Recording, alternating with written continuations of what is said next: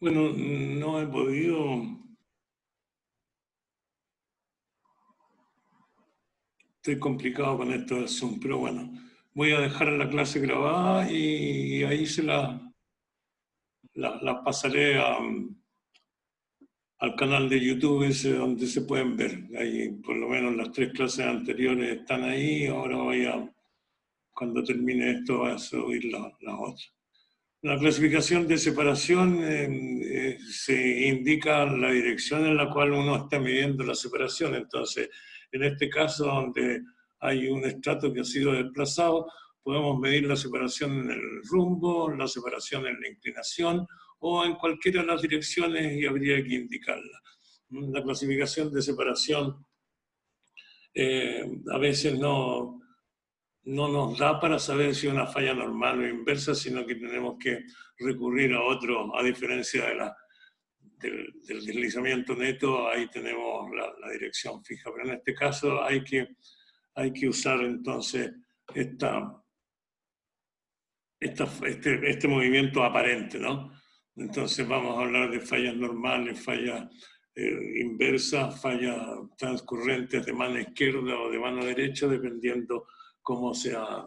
También una forma de escribir la falla es cómo se disponen las fallas, fallas paralelas, longitudinales, como se puede ver en ese anticlinal dibujante, y fallas transversas también. También tenemos fallas periféricas, las cuales podemos encontrar, por ejemplo, en las estructuras tipo caldera, en donde la parte central del techo de una cámara magmática se colapsa y se hunde. La caldera Diamante, aquí que después resurgió el volcán Maipo, es un ejemplo bien claro de ese tipo de falla periférica. Y las fallas radiales como las que ocurren en los domos salinos o en los domos en general. Los criterios de reconocimiento de fallas son por desplazamiento, por omisión o repetición de estratos, como ocurre en estos casos. Y esas formas de decir, la forma que se desaparece de un tipo de estrato es porque una falla lo movió. Aquí la repetición de estratos también es la misma cosa, necesariamente se explican por fallas, ¿no? Desplazamiento, por ejemplo, esta discordancia cretácica se ha movido hasta esta zona en la falla de San Andrés, 600 kilómetros aproximadamente. El hecho de encontrar, por ejemplo, estructuras o rocas de formación más superficial, como anticlinales, un cinturón plegado, por ejemplo, aquí, y que está en contacto en esta zona en rocas metamórficas más profundas. Ambas son de la misma edad, las rocas, y no pueden haber estado juntas entonces. Ahora que están juntas solo porque hay una zona aquí de falla que ha hecho que esta zona sur se haya subido y erosionado lo que había arriba de ellos. Lo mismo pasa cuando uno analiza las isópacas, los espesores de la falla y las profundidades de los sedimentos. Aquí hay cambios muy fuertes de profundidad en esta cuenca y eso solamente es atribuible a falla. Los deslizamientos de bloque provocan estrías. El deslizamiento no se produce en todas las fallas, la zona de colapso es una zona donde la parte central es la que más se mueve y el movimiento va llegando a cero hasta que podemos tener una falla, una zona de falla donde haya fracturas paralelas o una zona de cizalla en donde no se producen fracturas propiamente tal, sino que hay un deslizamiento y una deformación de tipo dúctil. Distintas formas de deslizamiento en fallas transcurrentes, por ejemplo, en las cordilleras de expansión oceánica se produce un movimiento transcurrente aquí porque esta corteza va hacia la derecha y esta otra va hacia la izquierda. En esto también cuando hay desplazamiento de fallas transcurrentes, en sus frentes se producen una zona falla plegada y corrida. O zonas de graven cuando hay aquí, o en algunos casos el movimiento se permite por la disolución de los minerales en esos frentes estomatolíticos. La clasificación genética nos habla de tres tipos distintos de fallas: fallas de empuje, donde el bloque colgante se desliza hacia arriba respecto al bloque yacente, y eso es provocado por un sigma 1 que es horizontal y un sigma 3 que es vertical. Tenemos fallas gravitacionales en donde el sigma 1 es, en este caso, es vertical, y el desplazamiento, el sigma 3, que es el menor esfuerzo, y es horizontal. Y el sigma 2, entonces, vertical, y eso produce fallas de tipo transcurrente. Como podemos ver, la posición de la gravedad es aquí el sigma 3 es la gravedad. En este otro caso, el sigma 1 es la gravedad, y aquí el sigma 2 es la gravedad. Y eso determina entonces la inclinación de la falla y el movimiento. Aquí en esta caja de arena con estratos de tiza y de arena para recrear estratificación, hay un bloque, una madera aquí que separa estos dos espacios. Esa separación se desliza con un tornillo deslizante aquí, y eso produce entonces una situación de extensión en la caja del lado derecho y una situación de compresión en la caja del lado, la caja del lado izquierdo, y una de compresión en la caja del lado derecho. Como podemos ver, la falla normal o gravitacional se produce con poco movimiento del tabique entonces una situación de extensión relativamente rápida y de bajo esfuerzo. Y podemos tener la inclinación, un teta de 30 grados, lo cual nos da un ángulo de manteo de la falla de aproximadamente 60 grados. Se han hecho estudios estadísticos, y en Alemania, por ejemplo, las fallas gravitacionales o normales tenían una moda de 63 grados de manteo, y las fallas inversas una moda de 22 grados de manteo. Como podemos ver, el tabique se sigue moviendo y esto produce una zona de compresión. Aquí, como vamos a ver, se ha desmoronado toda la falla gravitacional, entonces ha habido harto más movimiento para poder producir esta falla inversa, que ahí se visualiza con estos pequeños plieguecitos en lo blanco y con un manteo bastante más bajo, ¿no?, de 22 grados. La falla, al empezar a moverse, primero se produce fracturas de extensión que se disponen perpendiculares a sigma 3 y paralelas a sigma 1. Entonces las fallas de empuje estas fracturas son en echelón, son verticales. Las fallas gravitacionales son verticales, y en las fallas de empuje son horizontales. Y en las fallas transcurrentes se disponen de manera paralela y perpendicular a la superficie. En realidad, la falla transcurrente es de manteo vertical, como podemos ver acá, y las fracturas de extensión también serían verticales. Se produce entonces la apertura de la fractura de extensión cuando está ocurriendo la deformación elástica asociada al movimiento de la falla transcurrente. Una vez que la falla se mueve, esas fracturas de extensión se cierran. Entonces, al abrirse una falla, como esta es una falla vertical, conecta la superficie con la profundidad. Al producirse entonces la solicitación de esfuerzos que provoca la apertura de estas fracturas en echelón asociadas a la falla, al abrirse se llenan de fluido que hay alrededor, absorben el fluido.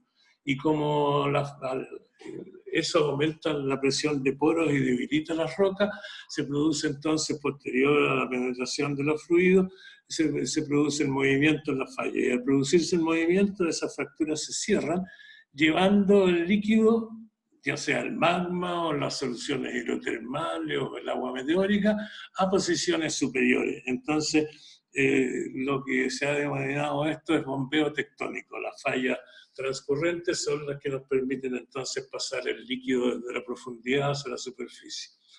Fallas gravitacionales tenemos en las cordilleras de expansión oceánica, el Valle Central de Chile y en Colombia y en Ecuador, y en todos los lugares donde se produzca extensión o alzamiento para provocar la formación de los horst o graben cuando se producen esos cambios.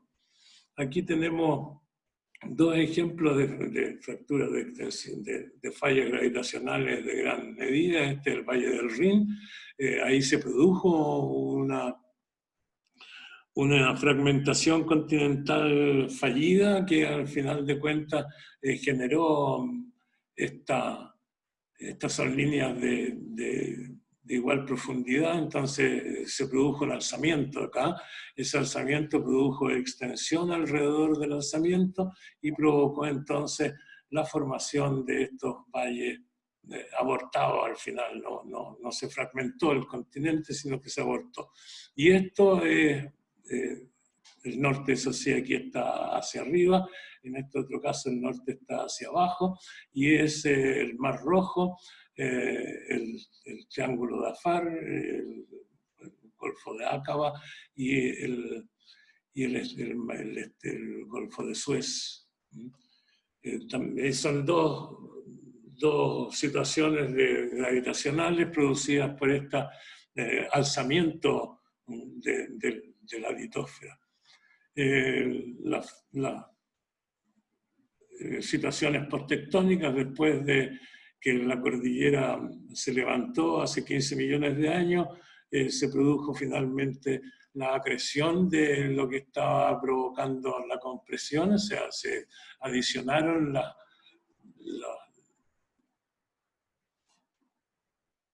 estructuras que sobresalían del fondo oceánico, como volcanes submarinos o cordilleras de expansión abandonada, que fue lo que produjo la compresión al parecer, y una vez que estas estructuras se agregaron al continente sudamericano, se produjo una falla en su base, lo cual permitió el deslizamiento fácil de la placa de Nazca en subducción, y eso provocó una relajación del sistema cordillerano, lo que a su vez provocó la formación del Valle Central. Y la cordillera, que era un continuo, se separó en cordillera de la costa, Valle Central y cordillera principal, en aquellas zonas donde se relajó. En donde no se relajó, como es el norte chico, porque estaba todavía ahí chocando la dorsal de Juan Fernández, no se produjo Valle Central ni volcanismo. Y ahí tenemos varios ejemplos de fallas gravitacionales. Antes estaban asociadas a formación de anticlinales y ahí podíamos ver ese tipo. Aquí tenemos el Mar Rojo, tiene como 400 metros bajo el nivel del mar y están producidos por un graben que se está formando aquí a partir de la extensión que hay en esta zona. Se está abriendo el Golfo de Aqaba. Los horst son pilares arriba que están rodeados por fallas gravitacionales que están elevados respecto a su entorno, y los graben al revés son valles que están hundidos y flanqueados por fallas normales, fallas gravitacionales. Bueno, y esto se produce en varias condiciones. Después tendríamos las fallas de empuje o compresión. Hay fallas de empuje que se producen antes del plegamiento. Entonces, por ejemplo, esta zona, fallas plegadas y corridas, se empieza a deslizar la parte superior que ejerce cuando hay un esfuerzo compresivo, por ejemplo, lateral, aquí desde el lado izquierdo, se está comprimiendo esta secuencia de estratos. Hay estratos de lutita que son fácilmente deformables y empieza entonces a correrse la parte de arriba hasta que se frena, y al frenarse el deslizamiento por estos estratos de rocas incompetentes, se produce un alzamiento una refracción de la zona de falla. Aquí está siendo una zona de falla por el estrato mismo de lutita, y que se refracta al estrato superior a través de esta roca competente, produciendo una falla común y corriente con 30 grados de inclinación respecto del sigma 1, que es horizontal, por lo tanto con un manteo muy bajo. Y así se produce una mayor cantidad de esfuerzo en este peldaño que se ha formado, lo cual genera el plegamiento por el deslizamiento en la falla, ¿no? Y aquí hay un par de ejemplos de ese tipo de falla. Después hay otros, como falla, segunda y tercera falla en el bloque colgante se están produciendo, dado que la primera falla se ha deformado y ya no puede absorber el movimiento. Al revés, en otros casos, como en la zona de subducción, por ejemplo, se producen la segunda falla en el bloque adyacente. Entonces, la primera falla se dobla y ya no es capaz de absorber el movimiento, y se agrega entonces al bloque que está colgando ese material. Y se produce una falla en el bloque adyacente, pasando entonces todo este bloque al bloque de arriba. Y así sucesivamente se produce una falla antitética en el otro lado, provocando este alzamiento. En una zona de subducción puede pasar este tipo de situaciones en donde hay una acreción de la corteza oceánica a, por ejemplo, la corteza continental. Y eso produce un prisma de acreción que levanta la parte frontal de la zona de subducción. Después hay fallas que se producen después del plegamiento. Primero se pliega, ese plegamiento provoca una debilidad en esta zona, y finalmente se produce una falla de empuje después del plegamiento en rocas competentes. Y esto se produce una falla por quiebre.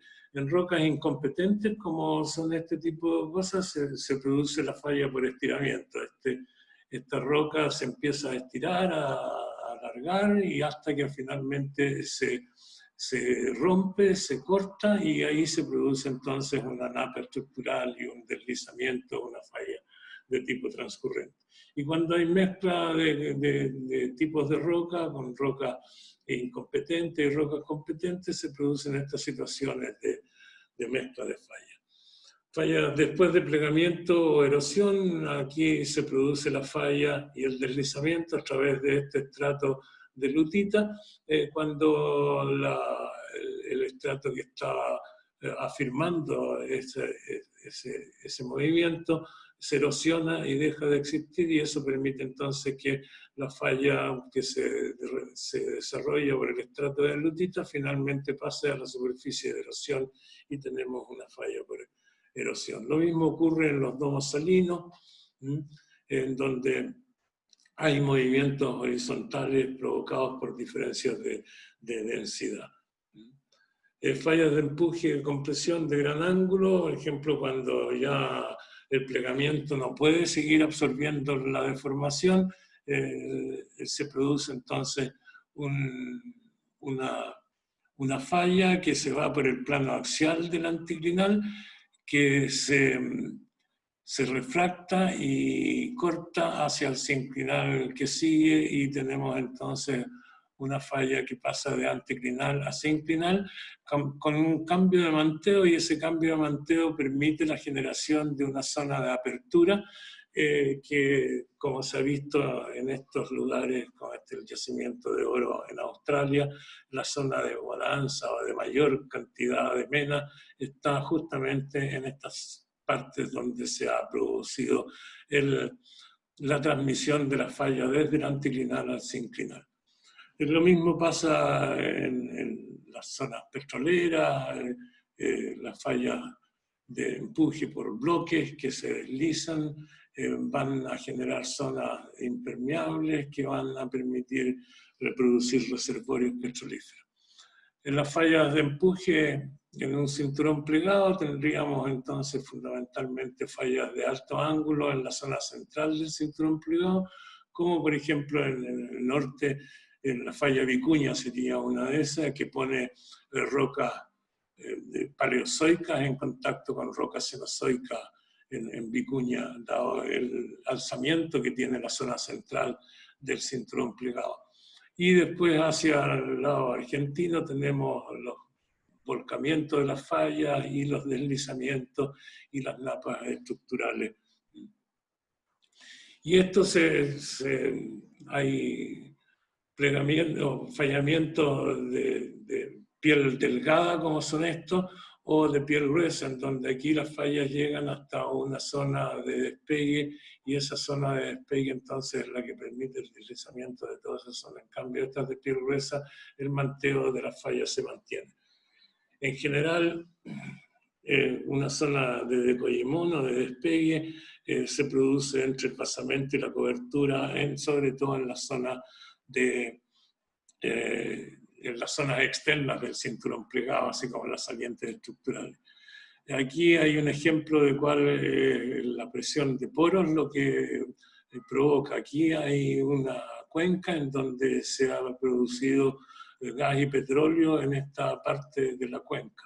Esa cuenca se ve sometida después a una compresión lateral y se van a producir fallas en los lugares en donde la roca es menos resistente y la presión de poros justamente es la que baja la resistencia de la roca, y aquí vamos a tener fallas de empuje producidas por la existencia de estos fluidos en la presión de poro. En cambio, hacia acá hay más plegamientos más que fallas, o son posteriores.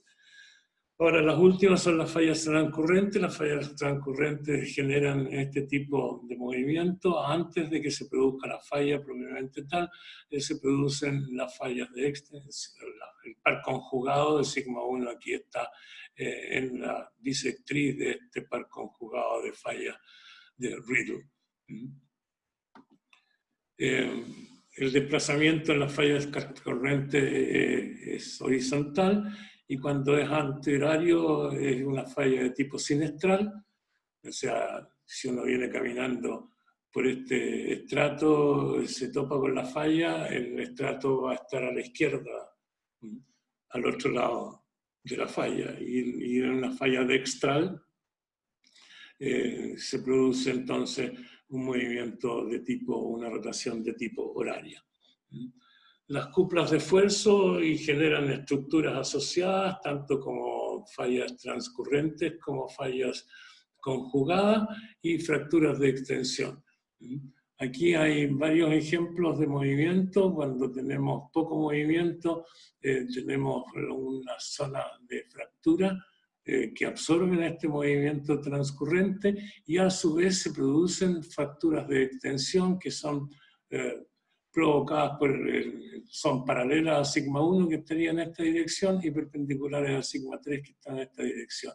Cuando el desplazamiento es poco, vamos a encontrar entonces estas fallas de corte o transcurrente en echelón, y vamos a tener un fracturamiento entonces de fracturas de extensión, y eso es poco movimiento.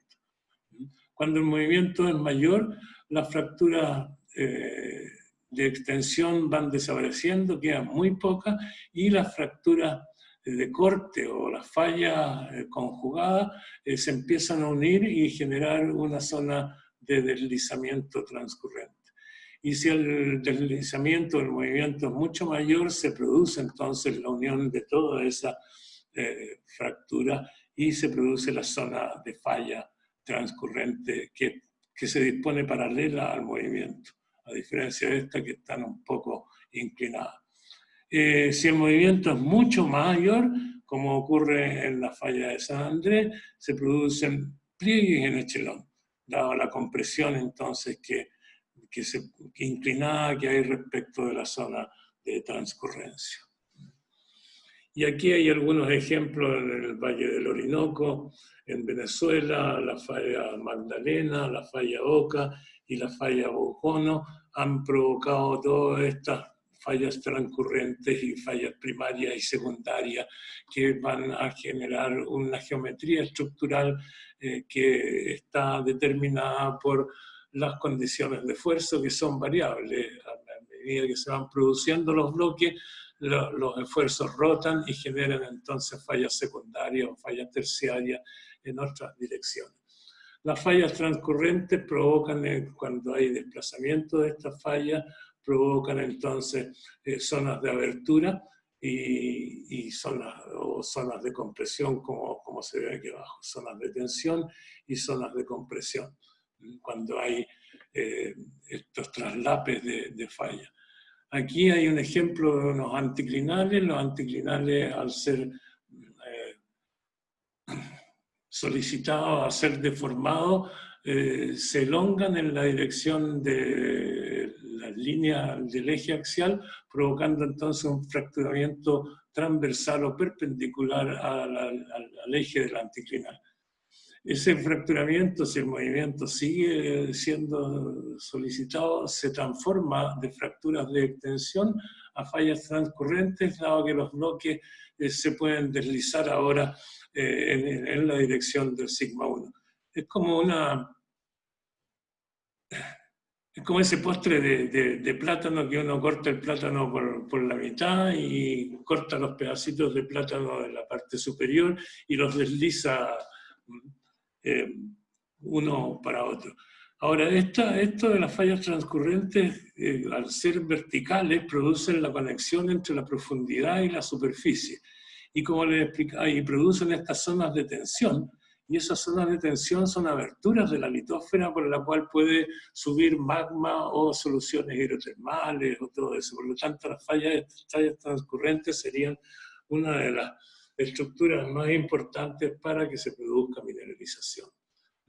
Fallas transcurrentes son de gran envergadura, son megafallas, algunas son como la falla de San Andrés, un contacto entre la placa americana y la placa pacífica. La falla de Filipinas también es una falla transcurrente que corta toda la isla de Filipinas. La falla alpina de Nueva Zelanda parecía a la falla de Atacama en Chile. Todas esas son fallas verticales entonces y que han provocado una tectónica que propicia a la penetración de plutones y todo ese tipo de cosas. Turquía, hay también la falla de Anatolia, es otra falla transcurrente importante. Los terremotos aquí en el Mar Negro y en Turquía están asociados a movimientos de este tipo de fallas. Turquía está como rotando, está siendo comprimida desde el sur. En la frontera se transforma el movimiento que es norte-sur a un movimiento este-oeste, y finalmente en esta zona está en el mar Egeo los volcanes Santorini y todo, en donde hay extensión más que compresión. En Escocia la falla del Great Glen es la que ha formado el lago donde está el monstruo. La falla es una zona de debilidad de la corteza, entonces si se producen ahí una mayor erosión, y esa mayor erosión va a permitir la acumulación de hielo en ese valle, la formación de glaciares y después toda esa situación que observamos en esa parte. Entonces, y eso sería todo respecto de la geología estructural. La geología estructural es la que nos permite entonces